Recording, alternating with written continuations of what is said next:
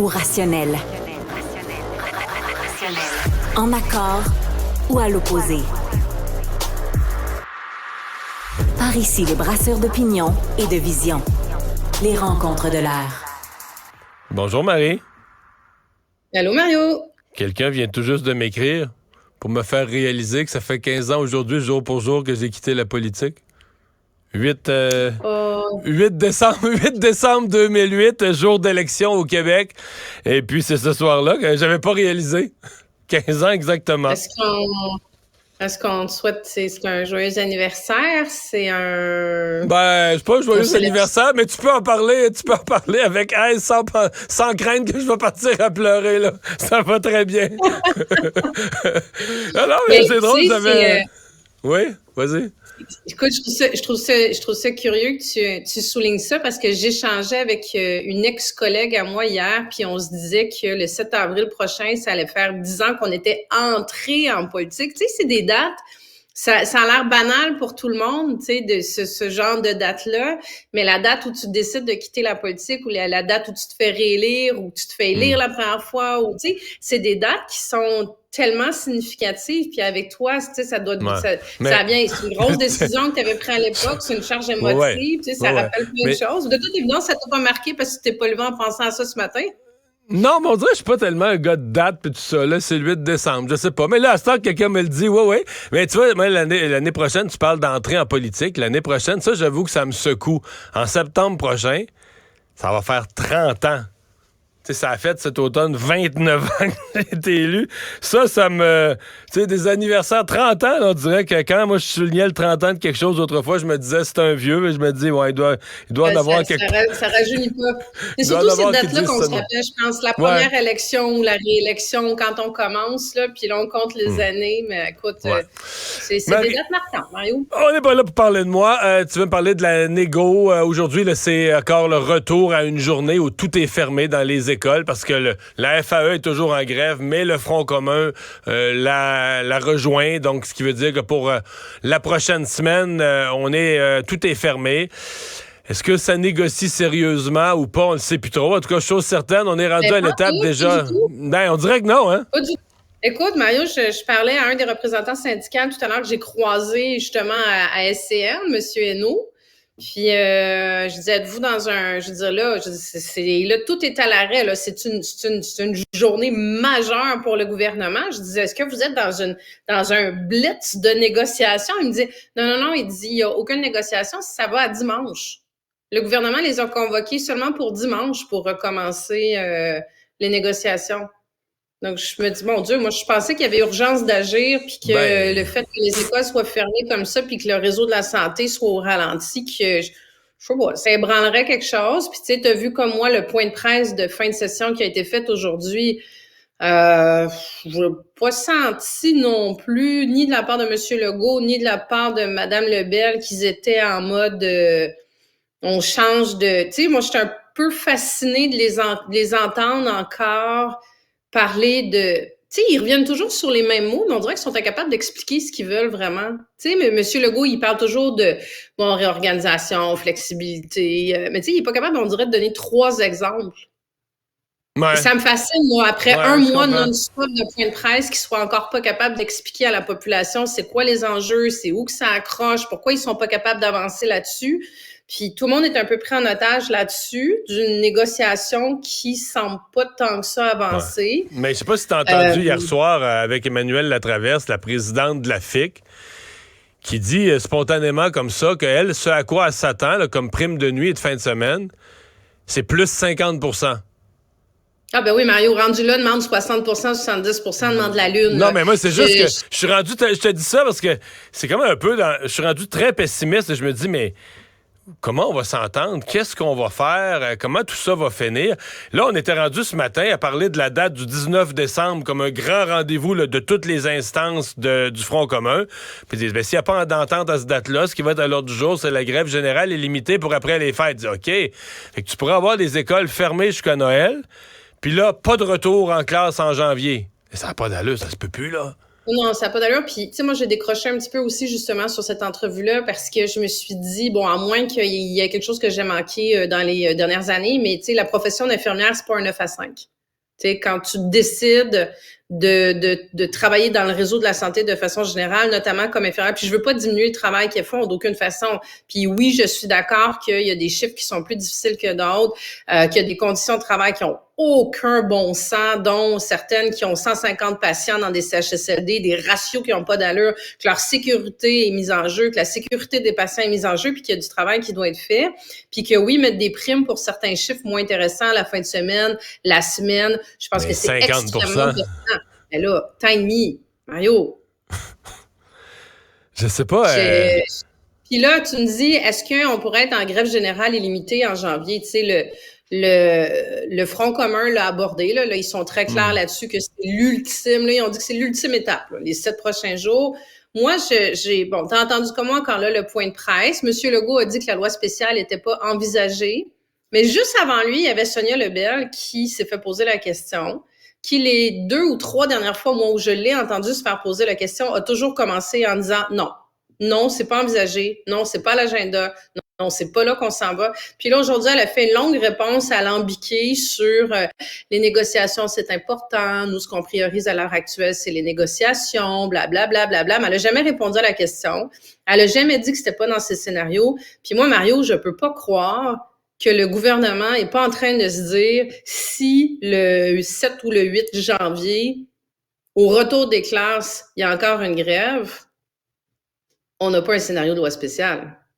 Ça veut dire que les élèves vont avoir manqué un mois d'école, qui est déjà à la limite pas rattrapable. Puis tu vas me dire que le gouvernement va se mettre les 2 pieds sur le pouf en janvier en se disant « Moi, la loi spéciale, c'est pas encore dans le scénario. On va laisser les négos continuer. » Ça, j'y crois pas. Moi, j'y crois pas du tout. C'est... Ce qui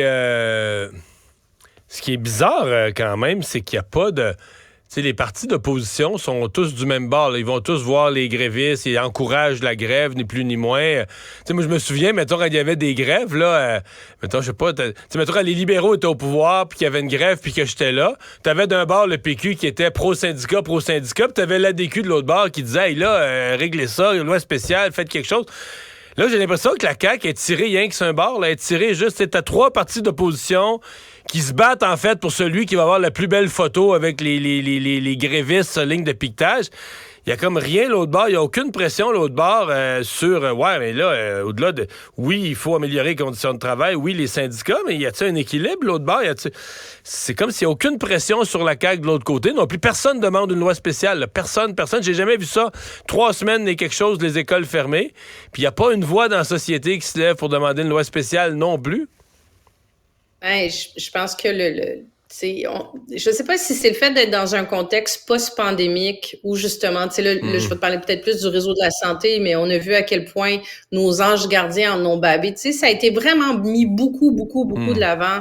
Les conditions de travail des infirmières auxiliaires, des préposés aux bénéficiaires. Tu sais, je pense qu'on n'a jamais autant parlé des préposés aux bénéficiaires que dans les dernières années. La pénurie de radiologues, de technologues, à quel point, tu sais, il y a des délais. Je pense qu'on comprend mieux que jamais les effets des conditions de travail, les effets de la difficulté d'attractivité, de rétention du réseau qui passe par les conditions de travail. Même chose dans l'éducation. Tu sais, on vient juste, là, il y a 2 mois de passer par le psychodrame de la rentrée scolaire. Il y a des chiffres qui sortent tous les jours qui sont hyper préoccupants sur les jeunes enseignants qui quittent au bout d'1 an, 2 ans, 3 ans, le nombre d'enseignants qu'on perd. Là, on a des enseignants, le 5e des enseignants qui sont même pas qualifiés. Tu sais, je veux dire, donc, je pense que tout le monde réalise la fragilité de nos services publics. Puis je pense que c'est ça qui fait qu'on est derrière les syndicats. Mais tu as tout à fait raison que le grand absent, puis tu sais, on s'en est parlé souvent, on parle pas de... Moi, j'en voudrais au gouvernement qu'au lendemain d'une négociation, que la seule chose qui soit réglée, ce soit la question salariale, que ce soit la question des conditions de travail, puis qu'on n'ait pas géré justement, c'est pour ça qu'ils tiennent l'organisation du travail, puis qu'on se retrouve encore avec des chiffres qui sont pas comblés à l'hôpital, avec des délais d'attente, avec pas d'accès, avec un réseau de l'éducation à 3 vitesses, tu sais. Mais tu as raison que personne en ce moment parle de ça. Puis on parle assez peu des conséquences qu'il va avoir sur les élèves qui à mon avis, on y est déjà, là. Ouais, les élèves en difficulté, entre autres. Hey, je veux t'entendre absolument sur Québec solidaire. Il y a tellement de nouvelles aujourd'hui, c'est tellement gros là, tout ce qui se passe à Ottawa, à Québec. T'sais, on a peu regardé les bilans de session, mais je te dirais que dans une année normale, je pense que la grosse nouvelle du jour, ce serait le bilan de session de Québec solidaire, dans lequel, essentiellement, Gabriel Nadeau-Dubois a fait un retour ou un virage sur quelque chose qui remonte à 2018, là, quelque chose qui remonte à il y a 5 ans pour Québec solidaire. Hey, c'est gros, Mario. Tu as raison que la journée elle a été tellement chargée. Là, ça, c'est une grosse journée politique. Mais Québec solidaire a annoncé, finalement, je pense que je vais le dire comme ça, que la lutte au changement climatique, l'environnement, ils reléguaient ça à l'arrière-plan de leur, je sais pas si de leur conviction, mais de au second rang, pas à l'arrière-plan, au second rang. Hey, on se marque juste 2 rangs, c'est pour ça que je dis à l'arrière. OK, ouais, je comprends. S'il y en a juste 2, c'est l'arrière-plan. Ouais, c'est correct. Ils sont assez mono-sujets, puis je leur reproche pas ça. Des fois, un programme électoral, c'est plus simple à comprendre. Tu sais, mais ce qu'on se disait sur la CAQ, moi, je sais plus où il loge. Des fois, c'est plus simple comme électeur et comme citoyen quand tu as juste 2 ou 3 trucs sur lesquels grosse priorité, oui. Québec solidaire martelait sur 2 choses depuis toujours. La première étant l'adaptation, la lutte au changement climatique. Puis l'autre élément, c'était tout ce qui entoure la pauvreté, l'accès au logement. Puis là, c'est très, très large, là, l'accès au logement. Le coût de la vie en général, c'est ça. Là. Voilà, exactement. Et aujourd'hui, la ligne de Québec, de Gabriel Nadeau-Dubois, ça a été, on comprend que les gens, quand ils sont pas capables de payer, tu sais, de payer leur loyer à la fin du mois, de payer leur épicerie à la fin du mois, ils ne peuvent pas en même temps se préoccuper de lutte au changement climatique, de l'état des écosystèmes. Et tant qu'on s'assurera pas qu'on arrive à prendre soin de notre monde, après ça, on prendra soin de notre planète. C'est gros, là. C'est majeur. Mais pour toi, c'est une gaffe ou c'est un ajustement heureux?